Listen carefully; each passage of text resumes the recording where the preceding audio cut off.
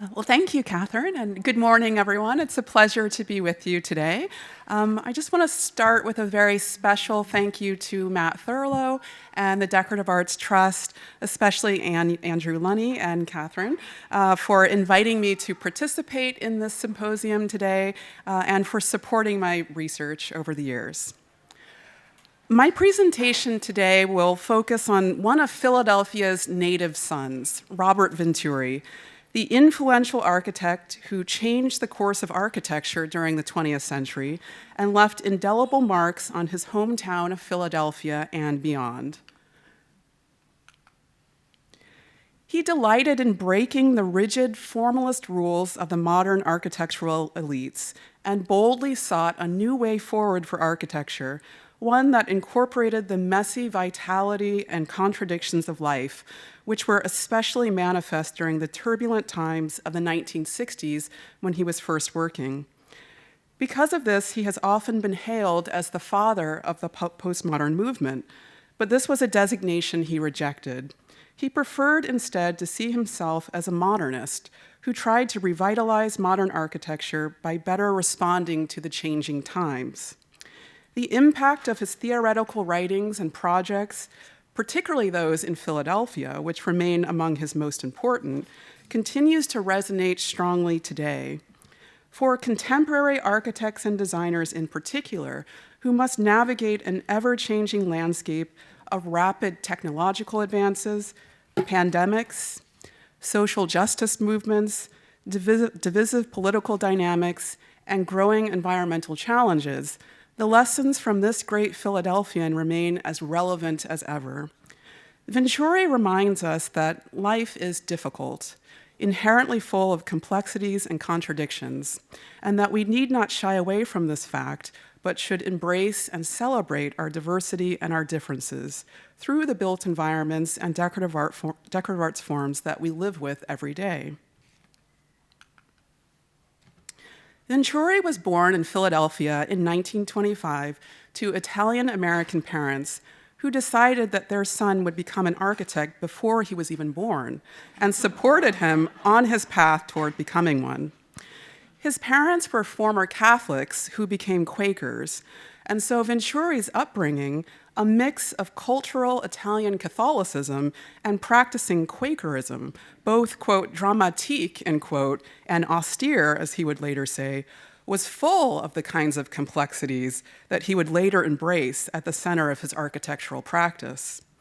His mother, in particular, who was a socialist, a pacifist, and a feminist, pushed boundaries in many ways and helped Venturi become an out-of-the-box thinker from the start. She also worked for an interior designer and had a deep love of colonial American furniture, which would later influence Venturi's furniture designs. Venturi's most formative educational experience occurred following his studies at Princeton and after his brief time working for architects Ariel Saarinen and Louis Kahn. He spent 2 years in Rome as a fellow at the American Academy in the mid-1950s, which was pivotal for him. While in Rome, he became enamored with 16th century Italian Mannerist architecture. That Mannerists like Michelangelo, and here you see Michelangelo's Porta Pia in Rome from the 1560s. He saw that they were rule breakers. They treated architecture as a language with its own vocabulary, syntax, and grammar, in this case classical, whose rules could be violated and whose forms imaginatively reworked for expressive effects. This was exciting for Venturi and led him to appreciate how he could incorporate historical references and ornament in his designs, but, as he later said, quote, purposely use them incorrectly, end quote, in order to create different levels of meaning. Venturi codified his new ideas in his groundbreaking 1966 publication, Complexity and Contradiction in Architecture, which he called his Gentle Manifesto. The effect of the book on the architectural world was, as architectural historian Michael Lewis says, quote, like that of a stone hurled from a catapult, end quote. It shook up the architectural establishment and caused an important shift in 20th century architectural thinking. In it, Venturi challenges the status quo in architecture at the time, namely the modern movement and its practitioners. And the modern movement, and here you see some examples, emphasizing function and pure streamlined form over ornament. Buildings following modernist principles were frequently stripped back to their bare essentials. If there is a phrase that encapsulates modernist thinking, it's the one famously uttered by German architect Mies van der Rohe, a former director of the influential Bauhaus School of Design, Architecture, and Applied Arts founded in 1919, quote, "Less is more," end quote. In Complexity and Contradiction, Venturi countered with the phrase, quote, "Less is a bore," end quote. He argued that architecture should embrace history, ornament, and reflect the complexities and contradictions that are part of life itself. He preferred the hybrid, distorted, the ambiguous, to the pure, simple, and the clear. He wanted elements that were both and, rather than either or.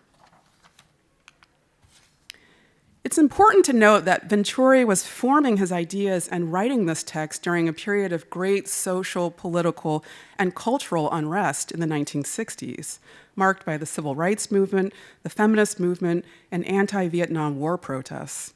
In his view, the modernist movement had become too rigid and dogmatic to offer anything but overly simplified solutions for a world that was messy and radically changing. Venturi noted that Mies had once referred to a need to, quote, "create order out of the desperate confusion of our time," end quote. Venturi asked instead, quote, "should we not resist bemoaning confusion," end quote. In his view, it was this very confusion and complexity that should serve as a source of inspiration for architects.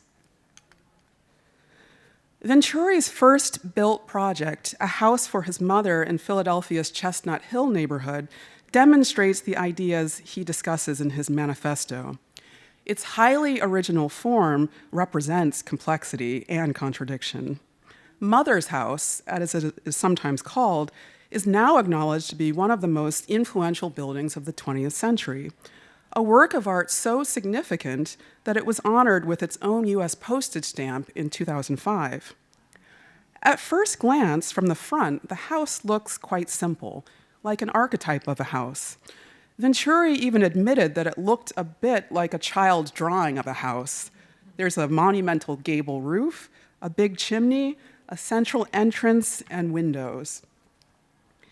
To make a house intentionally look like a house in this period, was already a radical act of resisting the orthodoxy of the modern movement, since modern architects were producing houses that were abstracted and made to look like anything but houses. And Mother's House is actually much more complex than it initially appears, filled with contradictions and playful ironies. For instance, the symmetry of the facade is actually gently broken. The chimney, for example, is slightly off the central axis, and there's an assortment of mismatched windows. Horizontal ribbon windows here, used by many modern architects like Mies, and on the right, or I guess it's on your left, there's a large sash window here. However, the entire composition of the facade is balanced, exemplifying Venturi's belief that an architecture of complexity and contradiction does not forsake the whole. As he said, this kind of architecture, quote, must embody the difficult unity of inclusion rather than the easy unity through exclusion, end quote. The house also contains layers of historical architectural references, ranging from Michelangelo and American shingle-style architecture to the split pediments of Blenheim Palace, which you see on the top, and La Casa Girasole in Rome. And while Venturi introduces elements traditionally associated with the house, like the gable roof, he strips them of their original functions. The gable, for example, on this house is purely decorative. Not only is it open in the center, but as you can see here, there's no matching gable on the back of the house. So here, this is the front, and then here we're looking at the back, and it doesn't correspond there, which is what you would expect. In this regard, the house's facade functions kind of like a flat billboard, symbolically communicating that this is a house. The square entryway similarly symbolizes the entrance, but the real door is unexpectedly off to one side. So this is actually where the entrance is, but when you're looking at it, it looks visually like that square is the entryway. The large sweeping arch above the door is actually purely decorative and symbolic. It serves no functional purpose, so that's this here.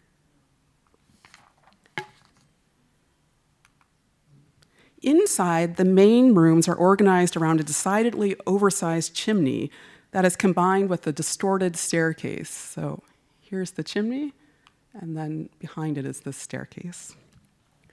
Changes in scale of various elements throughout the house are one way Venturi represents complexities and contradictions here. Throughout the house, there's a mix of lighting. You see a skylight here in the dining room on the left, and a variety of contrasting materials, including marble flooring and plate glass. Venturi was also conscious to design the house so that his mother's reproduction colonial furniture would look good in it. As you go up the staircase here, you can see that it narrows dramatically. The steps are generally irregular, and some are wider than they need to be for expressive effects, like here.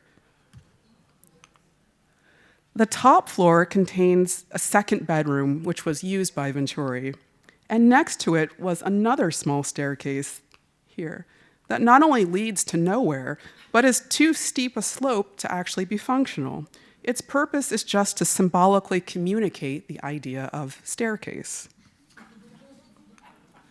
In a similar vein, the back of the house reveals the real functioning three-dimensional brick chimney, which you see here, making it clear that the job of the big chimney, visible from the front of the house, is merely to symbolize chimney. Venturi's interest in using architectural form and decoration to symbolically communicate with people is also evident in his design for Guild House, an affordable housing unit for seniors on Spring Garden Street in Philadelphia, sponsored by a Quaker guild. Venturi's deliberate use of cheap, common materials like red brick and chain link fence shows how he drew inspiration from what he referred to as the, quote, ugly and ordinary, end quote, aspects of the everyday world around us. He also chose to incorporate conventional materials and forms, including the building's standardized windows, in order to make the architecture more comfortable for its residents, making Guild House appear to look more like the buildings where they had lived before. The symmetrical facade, featuring a series of open balconies, is composed like an abstracted Roman portal here. The large arched window at the top helps signify the importance of the room behind it here, which contains the television that Venturi saw as central to the residents' lifestyle. Venturi also draws inspiration from the commercial vernacular in his use of a shockingly large, boldly lettered commercial sign over the entrance that identifies the building as Guild House. And here you can see that sign even closer. To complement the bold two-dimensional lettering, the building's facade is screen-like and flat, functioning somewhat like a billboard in a manner similar to the facade of Mother's House. Venturi also originally crowned the center of the building with a sculptural, non-functioning TV antenna, which further supported the idea of the building's facade symbolically functioning as a TV screen. According to Venturi, he added the antenna as a symbol of the senior residents whom he imagined spending much of their time watching television. After he made public remarks explaining this, the antenna sculpture was promptly removed. The rear of the building is a plain, unassuming brick box, similar to the brick housing project and some older houses that were already constructed nearby. By designing Guild House this way, Venturi was pushing back against modernism's claims of universalism, that it could be a style applied to any building typology and be located in any place regardless of context. Guild House demonstrated Venturi's belief that buildings should sensitively respond to their site and context. And here you can see that original antenna which came down, and this is a view of the room behind it, which was the TV room at one point. Guild House was Venturi's first landmark project, and it represented an early manifestation of ideas he would further articulate in his next seminal text, Learning from Las Vegas, published in 1972 with his wife, Denise Scott Brown, an architect and planner who became his creative collaborator and business partner, and Stephen Eisenor. The text resulted from a studio that Venturi and Scott Brown taught at Yale in 1968, in which they visited the Las Vegas Strip to learn from the commercial architecture there. One key lesson they learned was that when architecture is designed to be seen from a fast-moving car, it communicates through signs and symbols. It becomes signographic, as Venturi would later say. That notion led Venturi and Scott Brown to famously categorize all buildings as either one of two things, ducts or decorated sheds. Ducts are special buildings that communicate their purpose by means of their iconic sculptural shape, like the Big Duck store in upstate New York, a building shaped like a duck that sells duck souvenirs. Decorated sheds are generic utilitarian buildings that communicate by means of decoration that has been applied to them. For Venturi and Scott Brown, decorated sheds like Guildhall were the preferable building type. Another Philadelphia project that reflects Venturi's lessons from Las Vegas is the Institute of Scientific Information, part of Drexel University, on Market Street in West Philadelphia. The building is a simple box-like office building with a colorful facade that resembles an old computer punch card. It is a decorated shed that uses its facade decoration here with a burst of patterns and colors to symbolically indicate the kind of work that happens inside. Venturi and Scott Brown also designed the facade decoration specifically to be viewed by people driving by in cars, another takeaway from the Vegas Strip. Beginning in 1978, the same year that the Institute of Scientific Information was built, Venturi started to work on several decorative arts projects for his firm. These included designs for furniture, metalwork, textiles, and other objects. Venturi's approach to revitalizing modern furniture paralleled his efforts to do the same with modern architecture. As he had already expressed his opinion that modern architecture needed to evolve, he now wrote that it was time for an evolutionary change in modern furniture as well. Venturi's designs for the Pennsylvania-based manufacturer Knoll are among his most important. Particularly noteworthy is his series of 9 historically inspired chairs, as you see here, including the Chippendale, the Sheraton, the Queen Anne, and the Biedermeier chairs. Each of these adapted a historical facade onto modern industrially processed materials, in this case, molded laminated plywood. Venturi wanted each piece to consist of a flat profile, here you can see, and appear like a building with a false facade. As he explained, quote, "You see the real structure from the side, and you attribute a symbolic rather than an authentic quality to the ornamental surface in front," end quote. He also explained that these pieces, quote, "do not replicate these styles, they represent them, like signs or the false fronts of stores in Western towns," end quote. And you can also see here how he represents the Art Nouveau style with this chair, which has the same swooping asymmetrical curve as the cresting rail in a chair from Barcelona that he saw in an illustrated book. In other playful designs like the one seen here, Venturi parodies and abstracts elements of 18th and early 19th century American chest of drawers. The chest symbolically represents the style of William and Mary here, using an exaggerated scale, for example, oversized bun feet, drop handles, and an overhanging top, as well as the words William and Mary signed across the front. Venturi also produced designs for Alessi, an Italian manufacturer of high-quality metalwares, including this tea and coffee service, in which each piece symbolically represents a different historical model. For example, there's a Rococo coffee pot, a neoclassical sugar bowl, and a tray representing Michelangelo's Piazza del Campidoglio in Rome. Venturi also collaborated with Philadelphia's Fabric Workshop and Museum to develop several patterns, including the grandmother pattern, which you see on the right, inspired by a floral tablecloth belonging to the grandmother of one of his firm's young associates, and the notebook pattern, which referenced the black and white blobs on school composition notebooks.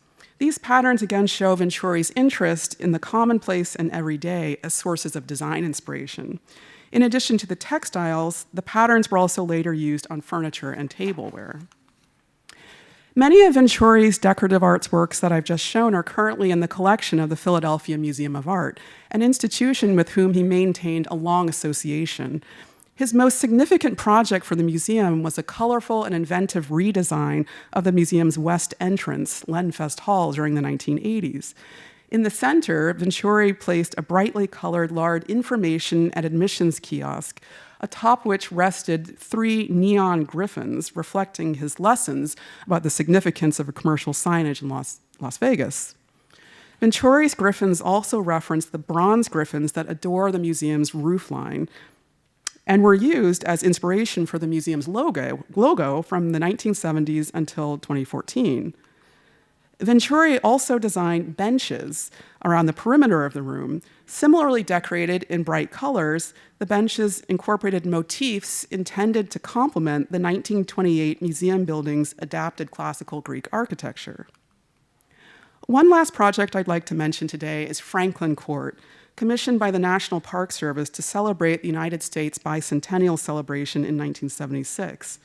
It's located on top of the excavated site of Benjamin Franklin's Philadelphia home, originally built in 1763, which was set within a large courtyard in the middle of the block and accessed through an alleyway from the busy street, Market Street here. There were no documents or images available to accurately recreate Franklin's house, which, along with the adjacent print shop, was demolished in 1812. Venturi's solution, along with Denise Scott Brown, was to erect a full-scale steel skeleton frames to represent the house and print shop where they once stood. These ghost houses would invite visitors to recreate the original structures using their own imagination. It is a fitting homage from one great Philadelphian to another. The spectral presence of Venturi's house for Benjamin Franklin represents just how successful he was in liberating modern architecture and embracing history to create a rich architectural language that made buildings speak again. Guided by an open-mindedness that allowed him to acknowledge conflict and contradiction and the messiness of life, he created new ways to connect architecture with culture and helped make the ordinary appear extraordinary. When asked by a well-known architect peer whether he was deliberately trying to shock everyone with his ideas in the 1960s, he replied, "No, I was only trying to make sense." In our current ever-changing global environment, I think there's still so much to learn from Venturi's ideas to help us all make sense. Thank you.